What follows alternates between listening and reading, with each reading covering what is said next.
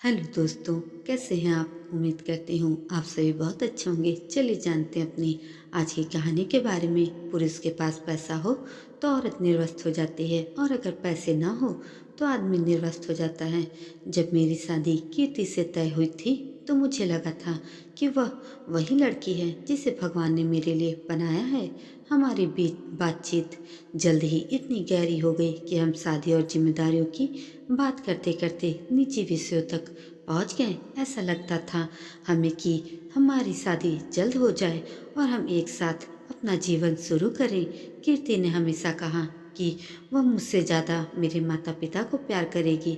मुझे लगता था कि मेरे जीवन में सब कुछ सही है। एक पत्नी जो मुझसे प्रेम करती है और मेरे माता पिता का सम्मान करेगी, और हमारे बीच हर रिश्ते की गहराई होगी। हमारी शादी हुई और शुरुआती दिन बेहद ही खूबसूरत थे। कीर्ति के प्रति मेरा प्यार इतना था कि मैं उसकी हर ख्वाहिश पूरी करना चाहता था। लेकिन धीरे धीरे जिम्मेदारियां बढ़ी। मैंने कीर्ति से कहा कि हमें थोड़ी बचत करनी होगी ताकि भविष्य सुरक्षित रहे हमारा। इस पर उसने नाराजगी भरे लहजे में कहा, अब और क्या बचत करनी है? पहले ही मैं अपनी ख्वाहिशें दबा कर रहती हूँ। उसकी इस बात ने मुझे सोचने पर मजबूर कर दिया। मैंने उससे पूछा, आखिर किस चीज़ की कमी है?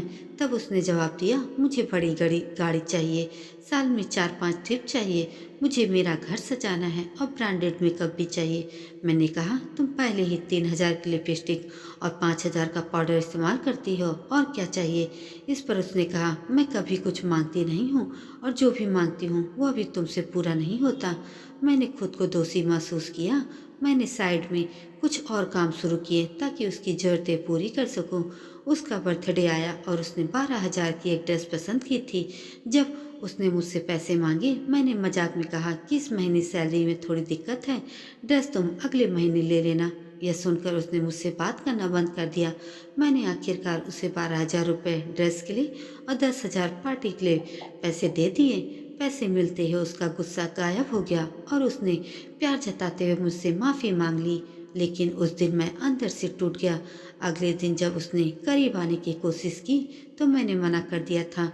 उसने माफ़ी मांगी, लेकिन मुझे लगा कि वह मुझसे नहीं, मेरे पैसे से प्यार करती है। कुछ समय बाद मैंने फैसला किया कि मैं गांव लौट जाऊंगा और वहीं अपने माता पिता के साथ रहूंगा। मैंने उससे पूछा क्या वह साथ चलेगी, लेकिन उसने इनकार कर दिया। मैं अकेले ही गांव आ गया। गांव में रहने के दौरान मैंने उसे पैसे भेजना जारी रखा, लेकिन 4 महीने बाद जब उसने खुद साथ आने की बात की तो मैंने पैसे भेजना बंद कर दिया। तभी उसका असली चेहरा सामने आया।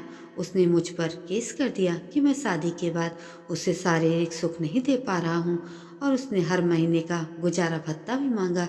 कोर्ट में मैंने अपनी बात रखी, लेकिन यह समझ आया कि कानून में ऐसा कोई प्रावधान नहीं जो पत्नी को पति के माता पिता की सेवा के लिए बाध्य करे। आज मैं हर महीने 40,000 रुपये उसे देता हूँ और अपने माता पिता के साथ गांव में रहता हूँ। मुझे यह बात समझ आई कि इस दुनिया में सिर्फ माता पिता ही ऐसे हैं जो निस्वार्थ प्रेम करते हैं। उनका प्यार बिना किसी शर्त के होता है।